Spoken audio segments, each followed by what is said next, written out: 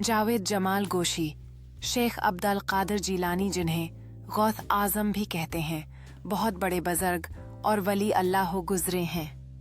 आपकी सारी जिंदगी तबलीग व शात इस्लाम में गुजरी। बेशुमार लोगों ने आपसे रूहानी फैज़ हासिल किया। आज भी दुनिया आपकी तालीमात से फैज़याब हो रही है। आपको बचपन से ही इल्म हासिल करने का बेपनाह शौक था। आपने इब्तदाई तालीम तो अपने कस्बे जीलान में ही हासिल की, लेकिन दीन की आली तालीम हासिल करने के लिए बगदाद जाना पड़ता था। इस जमाने में गाड़ियां और मोटर कारें न थीं, इसलिए लोग काफिलों की सूरत में पैदल सफर करते थे। चनांचा आपकी वालदा ने आपको भी बगदाद जाने वाले एक काफिले के हमराह रवाना कर दिया।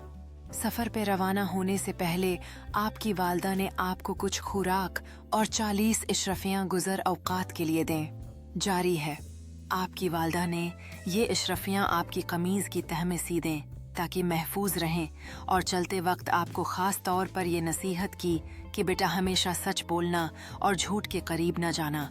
आपने माँ की इस नसीहत को गौर से सुना और सफर पे रवाना हो गए। काफिले के लोग डरते डरते सफर पे रवाना हुए।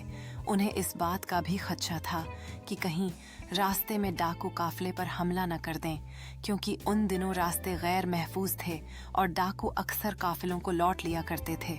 आखिर वही हुआ जिस बात का डर था। काफिले ने अभी सफर की 2 मंजिलें ही तय की तो पाया था